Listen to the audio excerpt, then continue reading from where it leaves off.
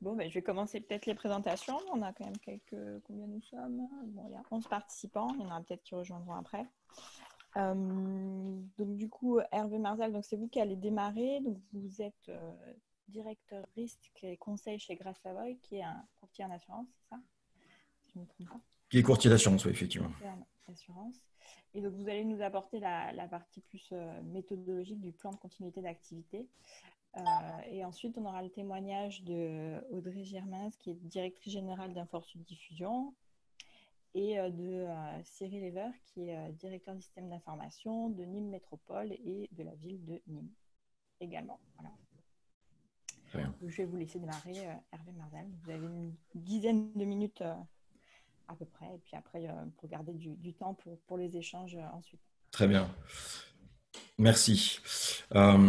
Oui, alors je vais passer rapidement sur la présentation de Gras Savoye, mais nous intervenons effectivement au profit de différents clients en portefeuille, bien sûr en appui des problématiques d'assurance, mais je dirais plus largement sur toute activité de conseil et notamment sur la problématique effectivement de plan de continuité et de gestion de crise.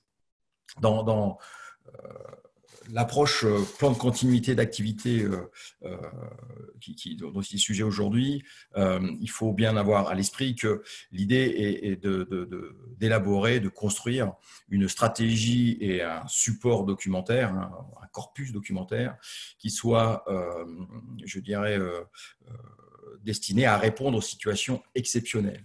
Donc, lorsqu'on parle de PCA, on est vraiment dans l'ensemble des mesures visant à répondre à des chocs extrêmes pour assurer le maintien de tâches opérationnelles, de prestations de services, de tâches essentielles, de processus critiques pouvant effectivement, enfin, du moins destinées à assurer la résilience de l'entreprise jusqu'à une reprise planifiée des activités. Mais ce qu'il faut retenir de cette petite définition, c'est vraiment la notion de choc extrême. Il n'est pas nécessaire et envisageable de documenter à l'intérieur d'un PCA les modes normaux. Il s'agit de construire une réponse qui sort de l'ordinaire et qui répond à des situations qui demandent une posture, entre guillemets, extraordinaire. L'objectif, ou en tout cas les principaux objectifs du PCA, c'est bien sûr d'abord d'avoir une analyse initiale des risques pour être en mesure déjà d'anticiper les différents scénarios d'interruption d'activité qui vont définir, je dirais, encore une fois, les cadres de cette fameuse posture exceptionnelle. Donc, pour définir en fait la réponse, il faut bien sûr analyser les impacts, ce qu'on appelle l'analyse d'impact initial ou le BIA, le fameux Business Impact Analysis, et de définir déjà les procédures ou les actions de prévention qui peuvent déjà réduire la probabilité d'occurrence de ces scénarios et leur impact. Dans un deuxième temps, on va construire la réponse opérationnelle qui permettra de maintenir l'entreprise à un seuil acceptable d'activité, acceptable vis-à-vis des engagements et des enjeux de l'entreprise, et je vais y revenir. Permettre à l'organisation de répondre aussi à ses engagements par rapport aux fameuses parties prenantes de l'écosystème de l'entreprise est aussi un objectif clé du PCA. Et tout ça dans une volonté de rester à un niveau de performance et de qualité de prestation qui soit, je dirais, compatible avec les engagements réglementaires, avec aussi la stratégie globale de l'entreprise pour être en mesure de ne rien perdre. Encore une fois, c'est l'objectif de la capacité de l'entreprise à rebondir et à se redévelopper. Alors, quelques questions initiales quand on a défini un peu le cadre d'action, c'est effectivement D'abord, est-ce que j'ai effectivement défini un certain nombre de procédures de réponse, et on verra qu'il y a une articulation entre les problématiques d'urgence, de crise et de continuité d'activité, et il faut un corpus documentaire pour chacune de ces étapes. Les rôles et responsabilités de chacun, et là il est important de retenir le fait qu'on n'est pas forcément toujours le mieux placé en étant le chef d'entreprise pour mener sa cellule de crise. Il y a des gens qui sont très bons en gestion au quotidien et en management en mode normal, mais qui ne sont pas forcément effectivement les mieux placés pour piloter une cellule de crise où il y a un niveau de stress et, qui est bien supplémentaire. Et il faut savoir quelquefois laisser la place à des gens plus compétents, plus résilients, pour le coup, en mode communication ou en mode gestion opérationnelle du stress.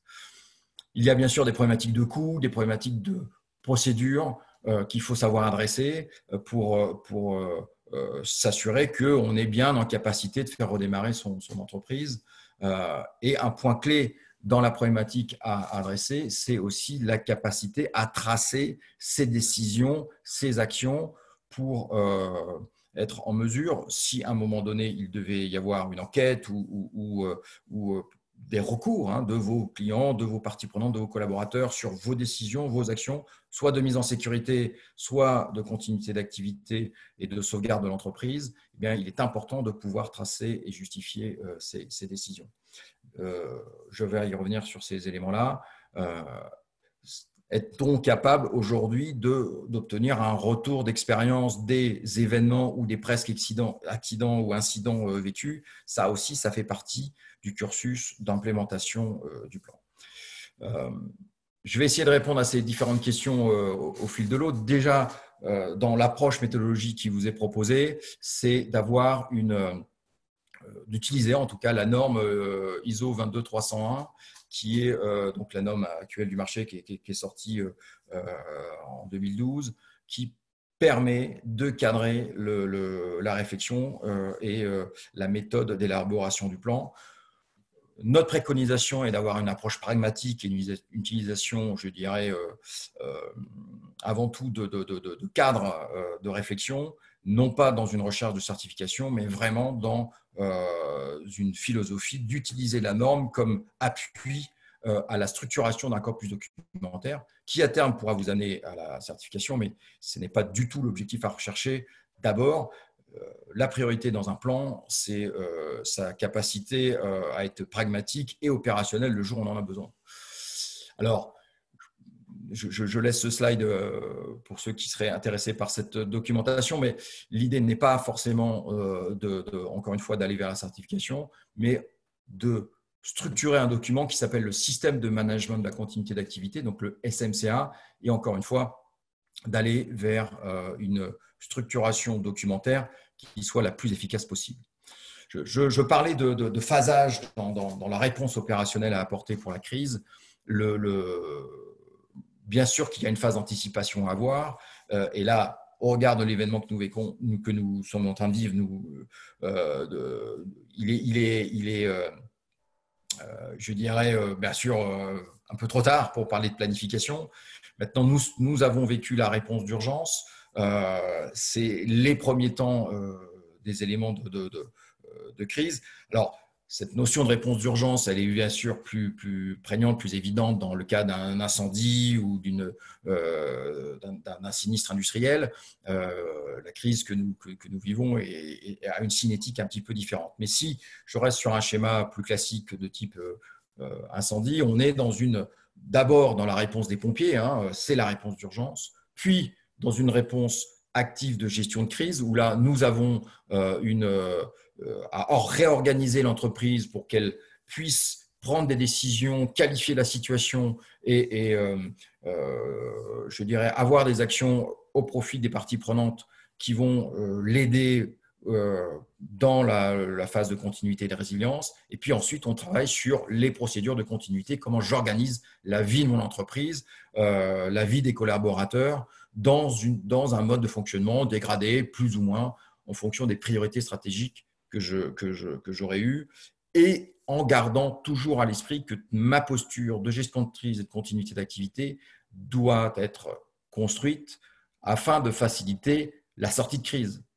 C'est-à-dire qu'il serait dramatique de s'enfermer dans un schéma de fonctionnement sous prétexte qu'on est en mode dégradé qui vous interdise ou vous ferme des options de reprise d'activité et j'allais dire, nuisent à vos chances de revenir à une situation normale dans de bonnes conditions. Pour aller un peu plus loin dans les quelques minutes qui me restent sur la partie organisation, d'abord, dans la partie gestion de crise, il est essentiel d'avoir une approche opérationnelle de la gestion de crise comme étant une construction de posture. Encore une fois, on part de gestion de crise pour faire face à des chocs extrêmes. Il faut serrer ces chocs et identifier ces scénarios pour construire à chaque fois une posture déterminante. J'entends par posture déjà le fait que si on a une destruction totale de son site principal, il va falloir replier ses collaborateurs et l'équipe de crise vers une structure de repli provisoire. Et là, il est important déjà de construire les éléments clés. Est-ce que ce sera dans un hôtel? Est-ce que ce sera sur des bungalows? Voilà, c'est construire sa réponse. Bien sûr que dans la phase opérationnelle, il va falloir former et sensibiliser ces équipes à la gestion de crise. On peut passer par des médias de training pour les collaborateurs. L'aspect communication, on y reviendra, est important. Et puis, bien sûr, il y a ensuite, ce que nous appelons l'accompagnement en situation de crise, c'est en fait la conduite de crise en tant que telle. Et ça passe par le drill, par les exercices au niveau des entreprises. Nous, notre prestation, elle est d'accompagner les clients dans ces phases de drill et de crise réelle. Sur les aspects plan de continuité, donc encore une fois, la deuxième brique après la gestion de crise, et vous l'avez compris, il y a un lien étroit entre ce que j'organise dans ma posture de gestion de crise et ce que je fais au niveau de la continuité d'activité. Et les témoignages que vous allez avoir vont s'articuler autour de ce sujet, j'en doute pas. Il est important lorsqu'on travaille sur un PCA, c'est bien sûr de bien comprendre les processus critiques de l'entreprise. Ensuite, une fois qu'on a la lecture de ces processus critiques, on va travailler sur la stratégie de continuité. Et ça, quand on parle de stratégie, c'est finalement vers quoi l'entreprise veut aller, où sont ses priorités, où sont ses segments commerciaux prioritaires pour construire sa réponse. Est-ce que j'ai besoin de mon informatique en premier lieu ou pas, en fonction de mon activité. Et ça ne sert à rien de redémarrer l'informatique en 24 heures si mes collaborateurs, eux, ne sont pas en mesure de travailler avant 48 heures, par exemple, dans la posture où j'ai une usine détruite.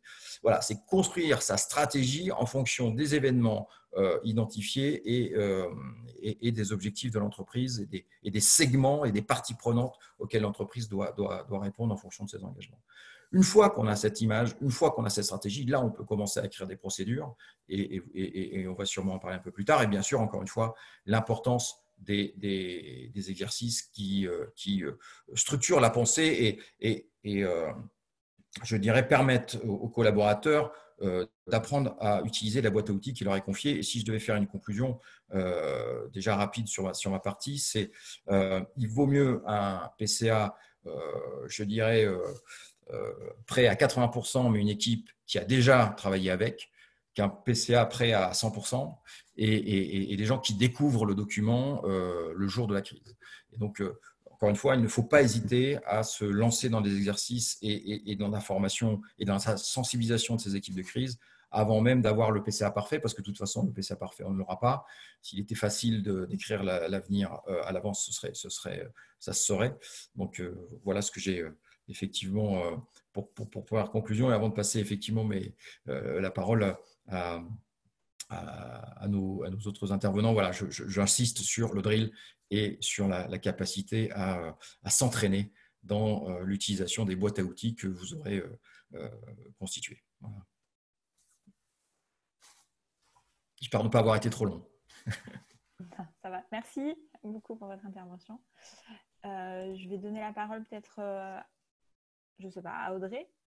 Allez, je me lance juste pour rebondir donc, sur ce que disait Hervé.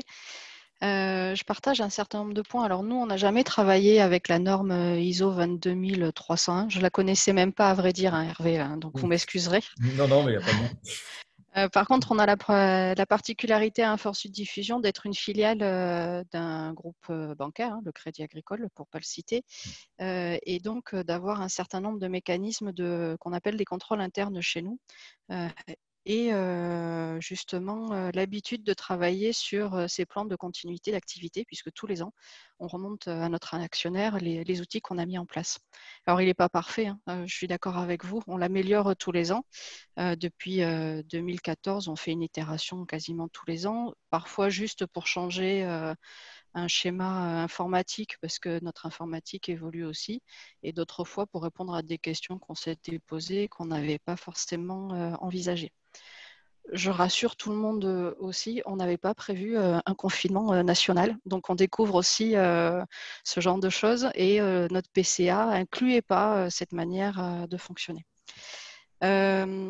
Pour compléter, on est aussi une entreprise de services numériques, c'est surtout ça notre métier principal, et on assure l'informatique pour des clients, aussi bien des PME que des collectivités locales. Et ce que je rappelle moi régulièrement à nos clients, c'est que ils abordent souvent le PCA, le plan de continuité d'activité, comme juste la partie informatique.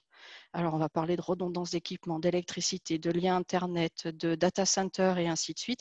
Et jamais ils abordent la problématique des collaborateurs et comment gérer leurs ressources humaines et qu'est-ce qui est important pour eux. On a vécu plusieurs gestions de crise à Infosud Diffusion, alors pas pour nous, mais pour nos clients. On a eu des clients qui ont vécu des incendies. Alors typiquement, quand vous êtes appelé le matin à 8 heures pour vous dire que la mairie Tartampion a brûlé dans la nuit, ben faut gérer ça avec eux, faut les accompagner, faut les aider. Ils avaient des sauvegardes, on a récupéré des sauvegardes, on a remonté leur informatique, c'est ce que disait Hervé, en quasiment moins de 24 heures. Et pour autant, en fait, la salle informatique, elle n'était pas disponible parce que les câbles avaient fondu, que l'électricité n'était pas revenue, que les pompiers n'avaient pas fini leur travail, que les gendarmes n'avaient pas fait l'enquête criminelle autour de ça. Et donc, ils ne pouvaient pas redémarrer, même si nous, on avait des serveurs avec des sauvegardes qui étaient remontées.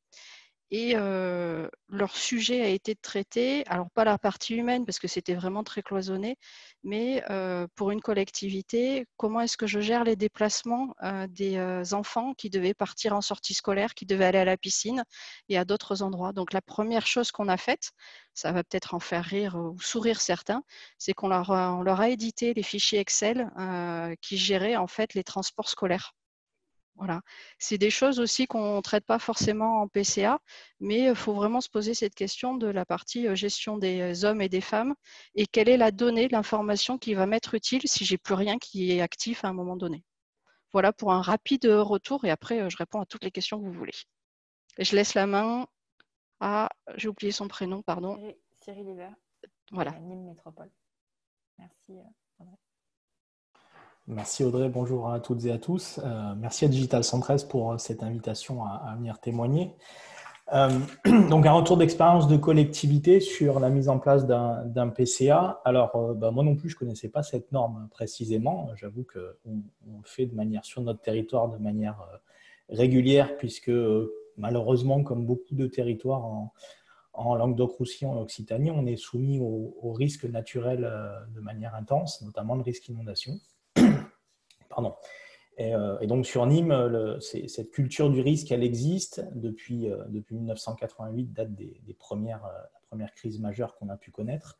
Et donc la ville et le territoire en général est organisé pour assurer une continuité des services publics qui est obligatoire et qui est tout à fait normale dans les temps actuels. Le PCA, en fait, il est organisé depuis de nombreuses années autour d'une cellule de crise qui actuellement, dans la crise actuelle, se réunit 3 fois par semaine. Cette cellule de crise, elle coordonne en fait l'ensemble des structures opérationnelles. Donc, c'est piloté par le directeur général des services. L'ensemble des DG, DGA et des directeurs sont présents. Cette cellule, elle reçoit l'ensemble des consignes et des ordres de deux réunions différentes. La première, c'est une qui est quotidienne avec le président de l'exécutif, donc le maire, d'une part, et puis une cellule de coordination de l'ensemble des services publics qui est animée par le préfet du Gard. Et donc voilà, l'ensemble des décisions qui sont prises sur le territoire redescendre à cette cellule de crise. Cette cellule de crise, elle a pour objectif de définir, valider toutes les actions possibles et imaginables, l'ensemble des décisions, et bien évidemment d'être le relais en termes de communication pour assurer une communication unique et bien alignée avec les décisions en temps de crise, parce que c'est vraiment quelque chose d'important quand on est face à une situation comme on est aujourd'hui. Une fois que ces réunions ont lieu, donc ça se fait une fois tous les 2 jours en ce moment, ça dure à peu près 1 heure, c'est assez rapide. On fait le tour de l'ensemble des directeurs sur leurs différentes missions.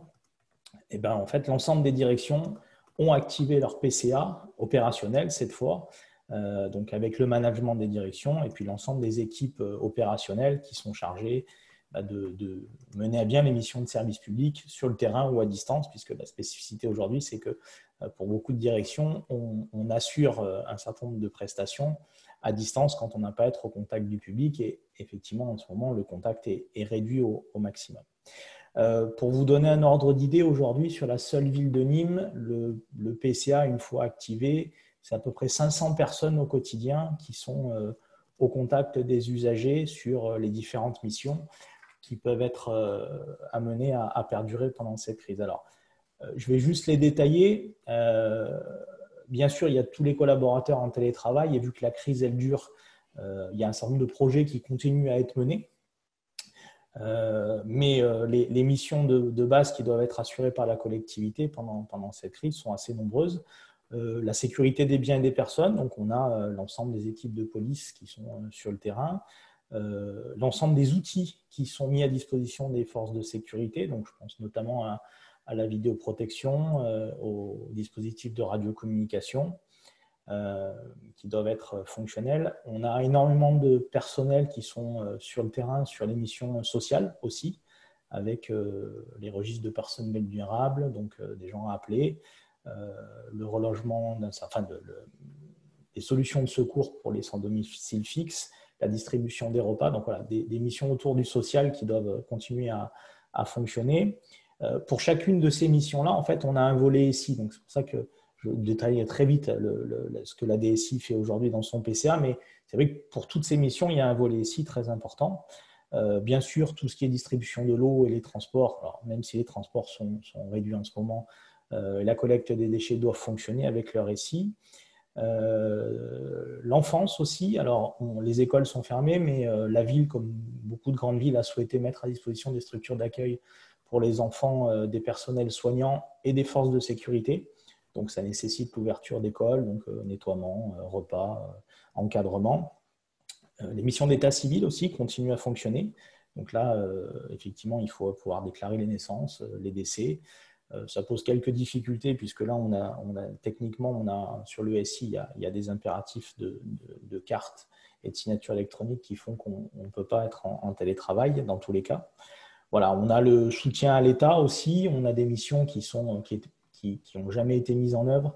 On a par exemple l'ouverture de 2 sites pour organiser des consultations de praticiens pour désengorger les urgences. Voilà, c'est des choses qui n'étaient jamais faites auparavant. Concernant les missions importantes aussi, la priorité qui a été donnée sur le mandatement des factures pour nous assurer qu'avec nos fournisseurs, pendant cette période qui est déjà difficile pour les entreprises, on puisse continuer à payer les factures qui arrivent. Et puis, lorsque les projets avancent, puis il y a encore des projets qui avancent, bien entendu, on puisse continuer à les payer au fil de l'eau. Voilà, donc grosso modo, les missions importantes. Il faut juste noter que le plan de continuité a été activé le mardi au tout début de la crise. Les équipes de la collectivité en général étaient déjà largement mobilisées au sortir des élections, parce que c'est quand même une période importante. Et sur les différents métiers de la collectivité, on était déjà en alerte. Concernant la crise elle-même, on a outillé la crise avec des outils collaboratifs. Donc, on utilise beaucoup Teams. Ça, c'est intéressant. La cellule de crise se réunit maintenant quasiment les 3/4 des intervenants à distance, de manière à éviter de trop se rencontrer. Concernant la DSI, aujourd'hui, donc c'est 60 personnes, la DSI, pour donner un ordre d'idée. C'est les 3/4 de l'effectif est opérationnel. Donc, Audrey parlait tout à l'heure de la partie infrastructure, serveur, data center, etc., bien entendu. Mais on a aussi beaucoup l'ensemble des collaborateurs support qui sont disponibles pour assurer le support à nos utilisateurs qui sont en télétravail. C'est à peu près 1 millier d'utilisateurs en tout en télétravail. C'est un peu moins en simultané, mais globalement, c'est ça. Les chefs de projet aussi sont disponibles pour assurer la continuité auprès des métiers qui fonctionnent. Je vais vous donner un exemple très concret. Il a fallu mettre à jour le SI de la police municipale avec les nouvelles amendes qui sont arrivées. Voilà. Donc, il a fallu, l'éditeur nous a dit, ça ne marche plus en on-premise, il faut passer en mode SaaS. Donc, en 3 jours, il a fallu migrer un SI critique pour le coup, puisque dans la période, c'était important, en mode SaaS. Donc, les chefs de projet sont disponibles au contact des métiers pour les aider à évoluer et à travailler. Et puis, bien sûr, le management de la DSI est disponible pour l'ensemble de l'équipe. Voilà. On a une autre activité qui a été activée pour le compte de la direction en mode PCA. On est aussi un opérateur fibre optique. On est le premier opérateur fibre pour les entreprises sur le territoire. Et donc, à ce titre-là, on a bien sûr des clients, entreprises et opérateurs qui sont extrêmement exigeants et c'est normal en ces temps perturbés et de télétravail que le réseau fonctionne de manière parfaite. Donc, on a mis en place, c'était déjà le cas en temps normal, mais là avec une attention beaucoup plus précise sur la capacité à être réactif pour réparer les difficultés qui pourraient apparaître sur le réseau fibre optique et assurer le télétravail à des entreprises qui sont nos clientes. Voilà. Ce que je peux vous dire de plus, c'est que cette crise qui est assez exceptionnelle, hein, enfin, on parlait d'analyse de risque tout à l'heure, donc là, c'est pire que ça. On est dans une incertitude quasiment absolue sur l'avenir. Elle nous a amené un certain nombre d'opportunités dans la collectivité. Alors, la première chose, c'est qu'on a travaillé notamment sur l'équipe de la DSI sur une forme d'exemplarité du management. J'y suis très attaché pour que dans cette période perturbée, l'activation du plan de continuité, le management donne du sens à cette gestion de crise. Non seulement elle donne du sens, mais en plus, on soit, vu qu'on est dans l'incertitude, capable de gérer les erreurs. Ça fait partie du jeu aujourd'hui. Je pense que personne n'a la science infuse. Et puis, faire passer une notion de courage, quelque part, managérial, sur les décisions qui sont prises dans un contexte très incertain. Les autres opportunités, c'est que dans ces périodes très incertaines, on sort un peu des modèles cartésiens de pensée et d'action, des schémas mentaux un peu classiques, et donc on arrive à mettre en place et à faire émerger de l'innovation en managérial dans certains cas, avec le télétravail qui n'était absolument pas généralisé, notamment chez nous, puisqu'il était tout bonnement interdit, tout simplement. Voilà, en termes de process, donc il y a beaucoup d'innovations qui se sont fait jour. Je crois que l'État, d'ailleurs, nous aide énormément, là, depuis 15 jours. Il y a des décrets qui sortent pour accélérer la démat, faire des choses qui étaient complètement interdites auparavant.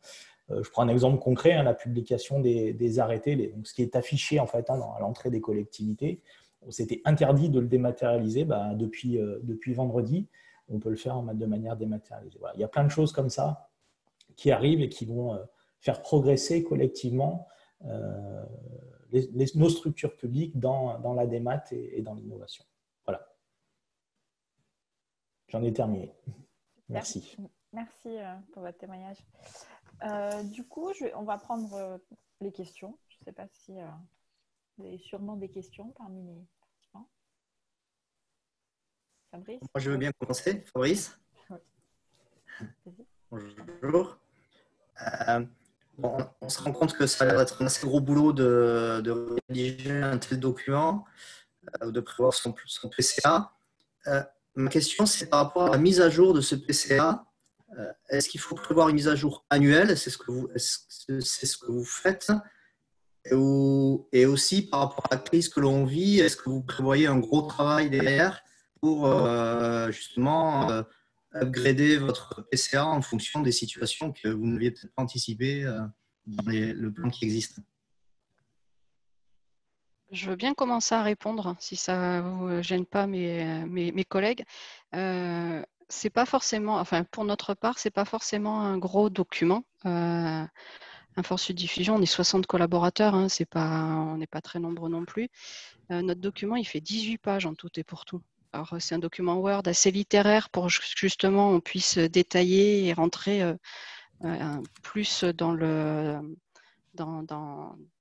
détail forcément des différents points, parce que dans un document PowerPoint, on est trop synthétique.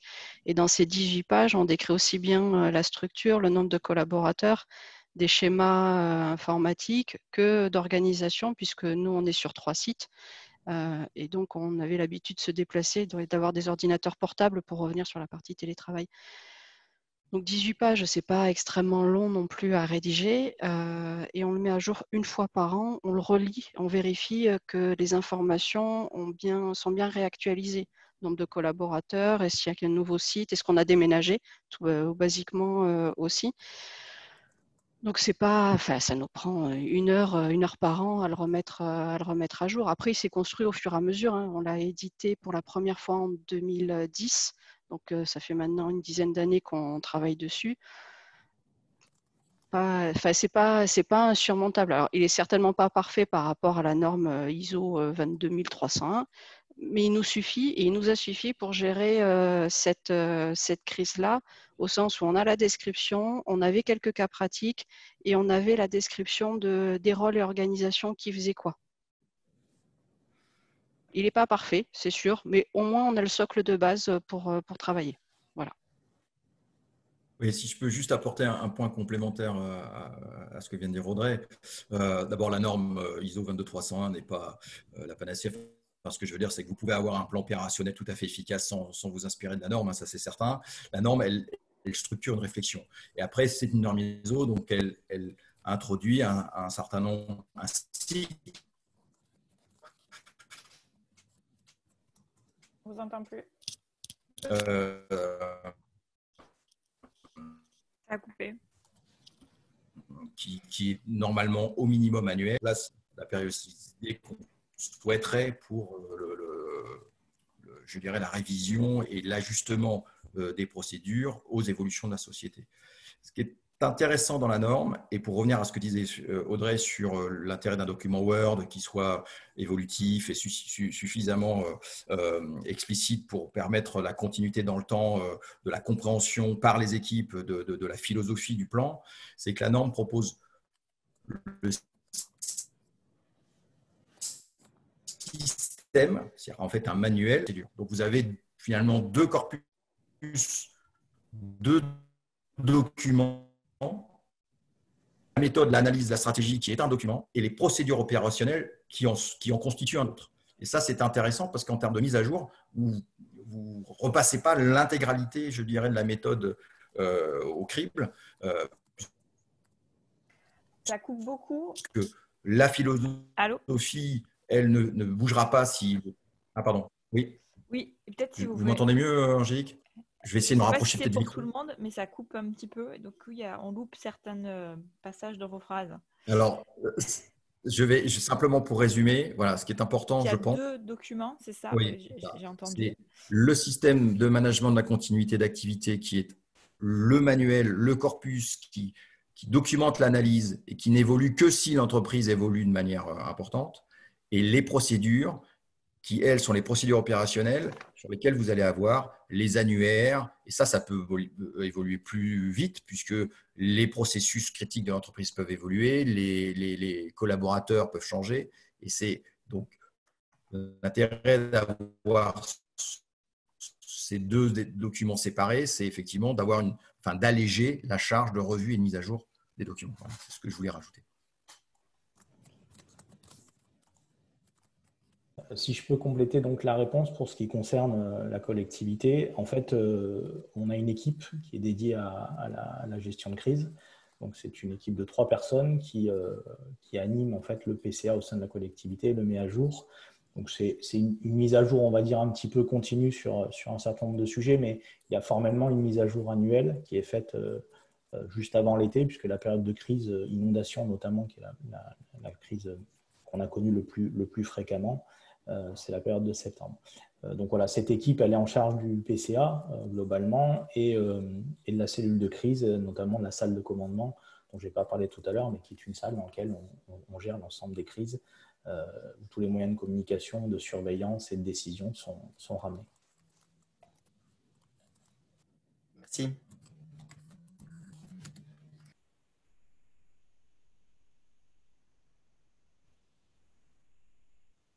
Il y a d'autres questions, peut-être?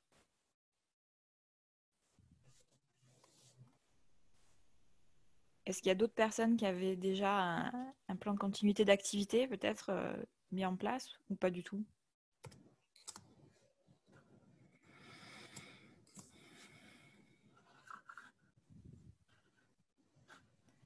Non, pas plus de questions? Le monde est calme. Dis donc. C'est le lundi matin, c'est pour ça. J'avais une autre question, alors justement, si je peux. Peut-être pour InfoSud, le document, donc du coup, on a compris qu'il était relativement léger et facile à mettre à jour. Qui est en charge dans une structure comme InfoSud de ce document et de le faire vivre? 60 collaborateurs, on n'a pas une pyramide très importante. Hein. Ouais. Donc, est-ce qu'il y a une fonction qui est définie pour ça? Non, c'est en fait, on a un data center chez nous, donc c'est la personne qui est en charge du data center et moi qui le mettons à jour. On est deux. On se réunit une fois par an pour pouvoir faire une passe dessus. D'accord. Il faut vraiment imaginer que c'est adapté en fait à la taille de sa structure. Hein. D'accord. Et Hervé, par votre approche méthodologique, est-ce que vous voyez-vous une fonction plus légitime dans les entreprises pour devoir structurer un PCA? Le micro est coupé. Ouais, pardon. Oui, je disais légitime, je ne sais pas. C'est vrai qu'aujourd'hui, enfin, c'est assez curieux, hein, mais j'ai beaucoup de demandes de gens qui, du fait du coronavirus, se retournent vers moi en me disant ça serait bien que je fasse un PCA. Alors, j'ai envie de dire que c'est peut-être un peu tard pour s'en inquiéter, mais enfin, il n'est jamais trop tard pour bien faire. Donc, en tout cas, pour on essaie j'allais dire d'accompagner à chaud les gens qui nous le demandent. Hein, et c'est aujourd'hui, effectivement, une grosse partie de mon occupation, c'est d'apporter un minimum de conseils à des gens qui n'avaient pas prévu de réponse particulière et qui, dans le coup, doivent structurer leurs réponses informatiques en télétravail et leurs accès VPN. Enfin, voilà. Bon, donc, nous, on a quand même un peu de retour d'expérience sur ça et on apporte le peu de conseils qu'on peut apporter à chaud et sans avoir pu étudier l'ensemble des process de manière préalable. Maintenant, aujourd'hui, la réponse telle qu'on l'apporte nous, elle est encore une fois, elle se veut, je dirais, structurée au regard de cette fameuse norme pour faciliter la mise en œuvre des travaux liés au PCA. Le rôle du courtier dans cette approche est le rôle d'un tiers de confiance. Alors, je ne sais pas si on peut parler de légitimité, mais après, c'est un peu le choix aussi des hommes. C'est-à-dire que moi, ça fait 20 ans que je travaille sur ces problématiques-là. J'ai un passé un peu autour de la gestion de crise, puisque j'interviens au Centre opérationnel de gestion interministérielle des crises, au COGIC, que vous voyez de temps en temps sur BFM. Voilà. Bref, il y a aujourd'hui des retours d'expérience qui permettent de structurer une démarche et d'apporter un peu d'expertise sur l'analyse. Encore une fois, le bon sens est le meilleur driver pour ces éléments de réponse opérationnelle. Une bonne connaissance de l'entreprise est absolument nécessaire et il n'y a pas plus légitime que les gens de l'entreprise eux-mêmes pour écrire des procédures de continuité. C'est pour ça que nous, notre et apporte de l'expérience, il est je lutte contre les consultants qui font du clé en main et qui vous livrent le PCA dans un beau classeur rouge que vous allez mettre dans votre armoire pour les 10 prochaines années sur le bureau du fond. Donc, il faut absolument que l'entreprise soit partie prenante de la rédaction des procédures. Le SMCA est un document plus facile à confier à des tiers parce que c'est un peu méthode et un peu d'analyse. Et là, la qualité du wording peut être intéressante parce que c'est le document qui va transmettre la méthode, j'allais dire de génération en génération, en tout cas de collaborateur en collaborateur, de responsable PCA en responsable PCA. Et mieux c'est structuré, plus il est facile de reprendre le boulot qui a été fait par quelqu'un d'autre. Dieu sait que c'est compliqué de reprendre un PCA sous forme tableau Excel où vous avez une ligne de nom et une ligne de procédure. Et puis, c'est tout juste si vous comprenez les formules qu'il y a dedans, quoi. Donc, voilà, un document clair qui précise la méthode et l'analyse, c'est essentiel. Mais les procédures, c'est avant tout à la main des sachants dans l'entreprise pour que ce soit efficace et opérationnel. Pour rebondir sur la question, ce qu'on a loupé, nous, dans notre PCA côté Infor-Sud, c'est peut-être plus la partie RH. Ce que je vous l'ai dit tout à l'heure dans la réponse, moi, je m'en occupe en tant que DG. J'ai mon responsable informatique qui s'occupe de la partie informatique. En tant que DG, je porte le sujet qualité RH, mais on a loupé finalement cette partie-là, au sens où on n'avait pas non plus anticipé ce confinement. Et cette bascule full télétravail, alors on avait l'habitude de faire du télétravail, mais d'y passer complètement et sur une aussi longue durée, je reviens sur ce que disait Hervé, la longue durée, c'est cette partie-là, nous, qu'on n'a pas traitée dans notre PCA. Et inversement, quand précédemment, je rencontrais des clients, tout le monde me parlait de PCA informatique. Oui, l'informatique, c'est nécessaire, ça fait partie du PCA, mais il n'y a pas que ce pan-là. Donc, il faut vraiment traiter la partie qualité, RH et organisation, rôle, responsabilité en cas de déclenchement. Donc, le mieux, à mon sens, c'est plutôt que d'avoir quelqu'un qui porte le sujet, c'est de faire 1-2 réunions par an avec une équipe qui représente différents services dans sa structure pour pouvoir le créer et le monter ensemble. Oui, enfin, peut-être que Cyril voudra compléter, mais enfin, une chose est certaine, c'est que si on veut un PCA global entreprise, il faut s'adresser à l'ensemble des métiers et à l'ensemble des processus critiques qui font qui font le fonctionnement de l'entreprise, de l'organisation, quelle que soit sa mission et ses objectifs. Ça, c'est le premier point. Et puis, il est important que chacun apporte sa pierre à l'édifice sur son périmètre de compétences. C'est évident. Juste pour compléter la réponse, oui, effectivement, on parle souvent de PCA informatique, et ce que disait Audrey, c'est vrai, puisque comme toutes les fonctions support, on va dire, de l'entreprise, après, nous, ce qu'on avait mal anticipé, c'est cette nécessité d'avoir un PCA longue durée sur des métiers qui en temps normal, n'ont pas, en gestion de crise, ou parce que ça ne dure pas suffisamment longtemps, n'ont pas à continuer leur activité. Donc ça, effectivement, ça sera un vrai enseignement à tirer de ces sujets-là, et notamment sur le volet RH, et notamment sur les professions qui sont très exposées. Je prends le cas de la police municipale aujourd'hui, on doit assurer en plus un roulement pour s'assurer que, il y a eu des cas de malades, d'avoir suffisamment de personnel, de disponibles, qui tournent au fil du temps, jour et nuit, 24 heures sur 24. Donc là, c'est vrai que la conjonction des 3 facteurs, la soudaineté, la durée et puis l'exposition au risque, fait que c'est assez compliqué en termes RH à organiser. Et si je peux compléter un dernier point là-dessus, c'est que de toute façon, encore une fois, je suis sur ces sujets PCA depuis très longtemps, on n'avait jamais, même quand on avait commencé à travailler sur ces problèmes pandémiques, sur le H1N1 il y a plus de 10 ans, personne n'avait à un moment introduit le scénario d'un confinement général d'une population. On était dans les scénarios les plus forts du H1N1, on était à 50% d'effectifs absents. Donc, on gérait de l'absentéisme. On ne gérait pas 100% de télétravail, en fait.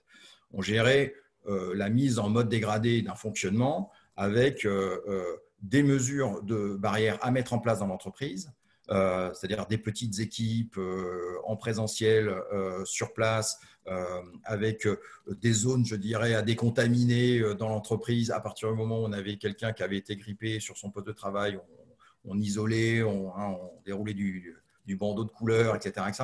On avait organisé, enfin, on travaillait sur l'organisation de la vie de l'entreprise et des sites industriels à effectif réduit. On ne travaillait pas sur plus personne à l'usine, quoi.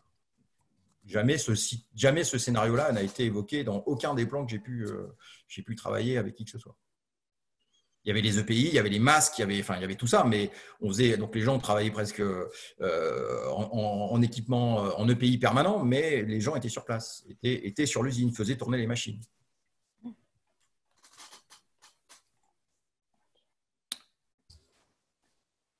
Il y a d'autres questions parmi les participants?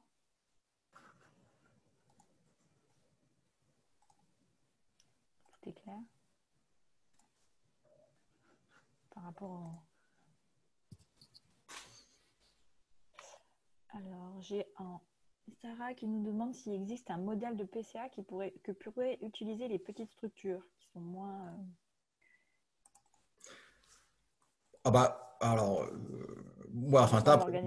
d'un point de vue méthodologique, en fait, le PCA tel qu'il est présenté dans la norme, il est adaptable à toutes les tailles. Simplement, le process d'analyse sera plus court et la documentation à mettre en œuvre sera plus rapide. Mais quelle que soit la taille de l'entreprise, il ne faut pas penser que la norme, et quand vous la lirez, vous comprendrez, elle est très basique. C'est comment j'analyse mon risque, comment j'approche mes process, comment je structure ma réponse, et avec quelques points clés de sémantique, vous verrez, ce n'est pas du tout compliqué. Faut pas du tout, et on est capable de déployer cette méthode sur des petites structures ou sur des grandes.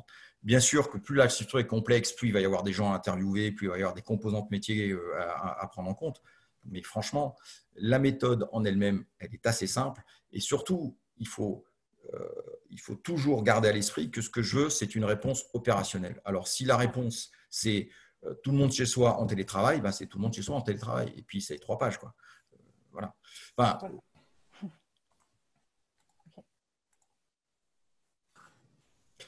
Je ne sais pas si Cyril a un commentaire là-dessus, mais je pense que c'est vrai que sur un périmètre limité, il ne faut pas chercher midi à 14h, comme on dit. Il faut essayer effectivement d'avoir une réponse la plus pragmatique possible. Et ce qui va être complexe pour les petites structures, ça va être de durer dans le temps, quoi. Et d'avoir le fonds RH pour s'inscrire dans la durée. Et là, il faut servir ses ressources pour durer. S'économiser pour durer.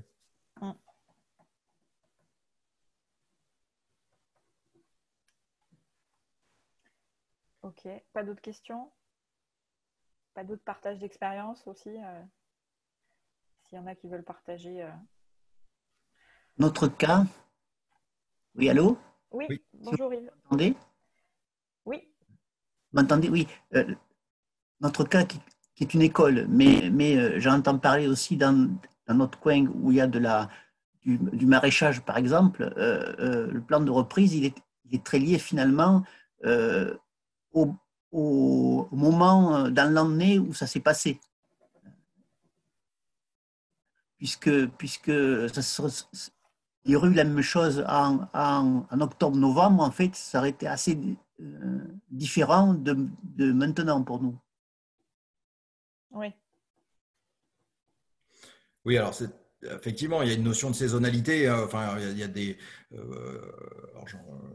sur l'agroalimentaire, c'est évident. Pour avoir travaillé sur des coopératives, les problématiques de saison sont importantes et justement les différentes postures qu'on peut apporter dans l'approche sont là pour répondre à ces problématiques-là.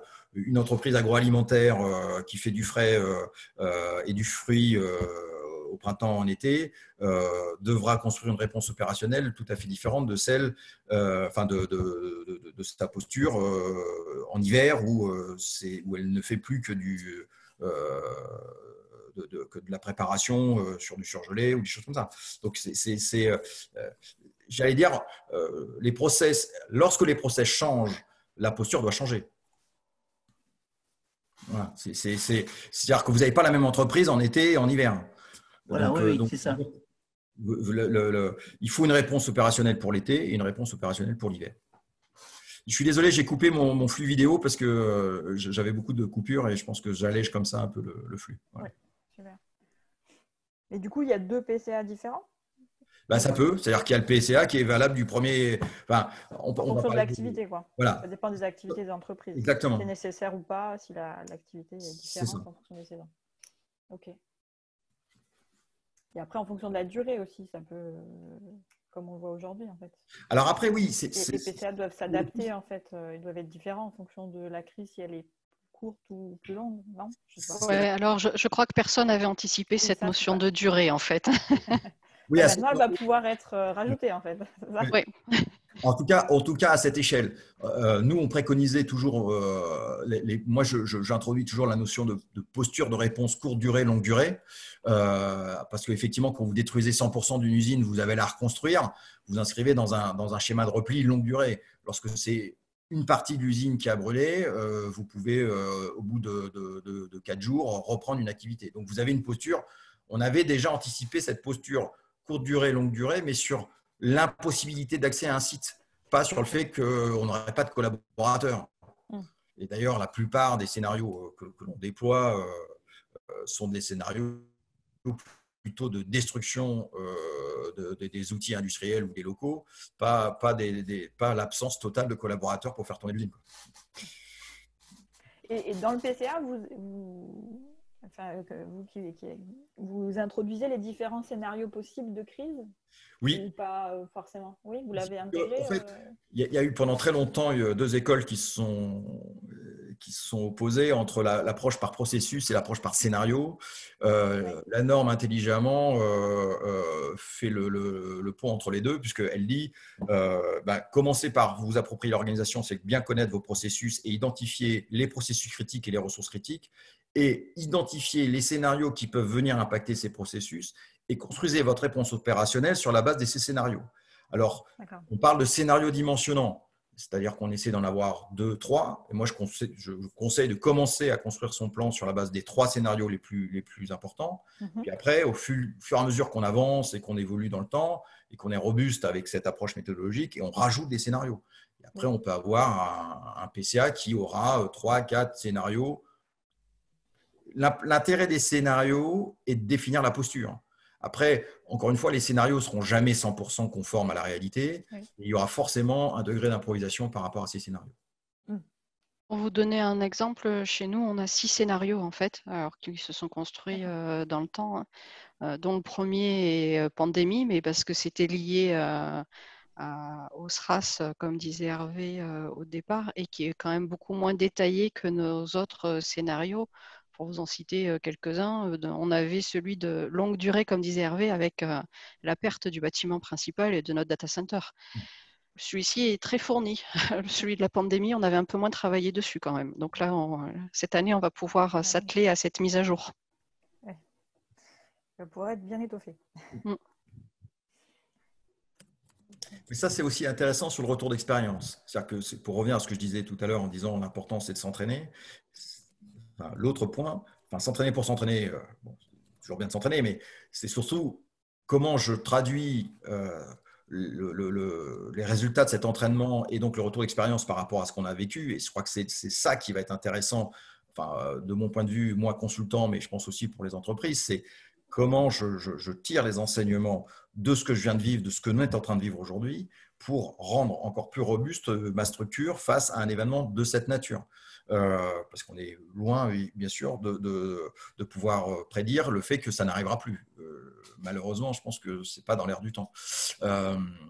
Donc, comment je documente, comment je retrouve, je sanctuarise les bonnes idées et les actions pertinentes qui ont été mises en place, les décisions pertinentes qui ont été prises pendant cette période. C'est une vraie question. En fait, ça va être l'enjeu du moment, quoi. Je ne sais pas s'il y a d'autres personnes qui souhaitent prendre la parole, poser des questions, partager votre expérience. Il nous reste quelques minutes. Pas plus, sinon on peut clôturer s'il n'y a pas de plus de questions. Bon. Je peux faire un tout petit retour d'expérience. J'ai une petite structure et nos clients sont des très gros. Donner le Typiquement, nom de la structure. Ouais, Safran. Alors, la question de la structure a été posée, donc merci, j'ai eu ma réponse. Mais vu de l'autre côté de la barrière, comment on est traité par les grands donneurs d'ordre que sont nos clients. Donc, petit retour d'expérience, nos deux plus gros clients sont Safran et Airbus. Toutes nos factures ont été payées, voire même en avance par Airbus. Les recettes ont été faites très facilement. Enfin, il y a eu un énorme effort fait par Airbus pour ça. Je crois que c'est Cyril qui parlait de ça tout à l'heure. Côté Safran, c'est un peu l'inverse. En fait, tout a été annulé. Voilà, donc ça fait partie du processus, j'imagine. Mais ça, c'est important. Parce que c'est le nerf de la guerre. Enfin, je voudrais pas citer des clients sans leur accord, mais j'ai travaillé sur un organisme social sur des contrées lointaines, et donc la problématique en fait de résilience était sur la permanence du flux d'obtention des subventions. C'est-à-dire qu'en fait, tout s'arrête si le flux financier n'est plus là. Et là où le recouvrement finalement des loyers qui pourrait, puisqu'on dit on fait du logement social, donc c'est primordial. Bien finalement, le recouvrement des loyers, lui, pouvait effectivement subir un mode dégradé, voire une interruption d'activité, mais le cycle des subventions étant tellement lourd, tellement long, que si on ratait une étape, on mettait tout le monde dans le rouge très très rapidement, quoi. Donc ces flux financiers sur des petites structures, c'est le nerf de la guerre, c'est le process critique, c'est ce qu'il faut effectivement être en capacité de préserver. Et là, l'action, la communication avec les parties prenantes, le fait de pouvoir mettre les problèmes sur la table et d'avoir cette gestion de crise au sens relation client-partenaire ou fournisseur-client, c'est souvent, enfin pour les petites structures, un des processus critiques les plus prégnants qu'il faut préserver. Autrement, bien sûr, on assèche la capacité financière de l'entreprise et donc sa résilience et sa pérennité très rapidement. Ouais. Et un PCA d'une entreprise, il peut pas être enfin, c'est interne après, c'est un document interne. Je veux dire, ses fournisseurs ne peuvent pas en avoir accès. Alors ça reste le choix de l'entreprise. Après, c'est aussi l'intérêt de la certification. Donc, je vais passer rapidement, mais aujourd'hui, alors il n'y a pas beaucoup d'entreprises certifiées en France. Il y en a une petite dizaine, mais c'est le fait d'aller chercher le certificat d'un tiers de confiance et de pouvoir dire à son client qui vous demande des preuves de résilience, dire écoutez, je suis certifié. C'est un peu la norme qualité, c'est de dire voilà mon certificat, voilà le périmètre de ma certification. Vous voyez que les activités qui vous concernent sont certifiées comme étant résilientes. Donc, ça suffit souvent à satisfaire l'interrogation du client. Et de plus en plus, de clients exigent effectivement ça. Alors, moi, après, je travaille avec d'autres clients qui ne sont pas allés à la certification, mais qui ont simplement fait deux versions. C'est-à-dire une version light qu'on présente au client, et c'est plutôt la partie SMCA, c'est-à-dire la partie méthode. Voilà le périmètre que j'ai analysé, voilà les risques majeurs, voilà les scénarios sur lesquels j'ai construit ma réponse, et voilà les grandes lignes de ma réponse. Voilà. Donc, on fait un document, on va dire, public, et puis il y a un document privé qui, lui, est beaucoup plus détaillé avec les fameuses procédures dans le détail. Le client, il s'en fout que ce soit Pierre, Paul ou Jacques qui assure la permanence de l'astreinte. Le client, il va savoir qu'il y a une stratégie, il y a eu une analyse et il y a une réponse opérationnelle qui a été définie. Ok. Et nous, on a eu le cas de clients qui voulaient aller un peu plus loin, donc on leur a gentiment répondu que c'était un document confidentiel puisqu'il y avait quand même pas mal d'informations sensibles à l'intérieur et que s'ils voulaient être rassurés, ils pouvaient venir le consulter sur site à notre siège social. Donc on est quand même dans l'Aveyron à Rodez, il faut quand même venir jusque chez nous. Donc ça en a démotivé un certain nombre et certains sont quand même venus pour en prendre connaissance et être rassurés. Mais on ne peut pas sortir non plus ce type de document avec un tel niveau de détail à tout va. Déjà sans explication. Ceux qui ne sont pas un acheteur qui ne travaille pas sur ce type de problématique peut vite reprendre peur à la lecture de ce type de document aussi. Oui, c'est certain. Et vous n'en avez pas prévu un justement plus light Ben, certains sont. On a fait 2 versions, comme disait Hervé, un light et un détaillé, mais le light ne convient pas à tout le monde non plus, puisqu'on a une partie, nous, service hébergé avec un data center. On a des clients qui n'ont pas de PCA, qui nous demandent notre PCA pour se rassurer sur notre résilience. Pas de problème à ce qu'ils puissent venir le consulter, mais on ne leur envoie pas par mail. D'accord. Oui, c'est clair. On est bien d'accord. Très bien. Je ne sais pas s'il y a d'autres questions. Il est 9h33. Donc, ce soir, on peut clôturer là le café visio. C'est bon pour tout le monde? Angélique, vous voulez que je vous envoie une version PDF que vous pourrez diffuser peut-être? Oui, je pense que c'est une bonne idée. Oui, si on peut le diffuser, je pourrais le partager ensuite Ouais, super. à nos adhérents. Ben, je fais ça. Je vous envoie une version Merci. PDF à partager. Ou alors, je ne sais pas, sinon j'en ai une que vous m'aviez partagée, je la mets en PDF. Bah, autrement, vous mettez la mienne en PDF et Voilà, donc, vous la partagez. Ok, pas de souci, je sais faire. Ok, ben merci, merci à tous, merci à nos intervenants, et puis ben, je vous souhaite à tous une bonne journée. Et puis demain, les cafés vidéo continuent, vous avez le programme sur notre site internet. Merci à vous et bonne journée. Merci beaucoup. Merci de cette Au revoir. Au revoir. Merci à tous. Bonne revoir. journée. Au revoir.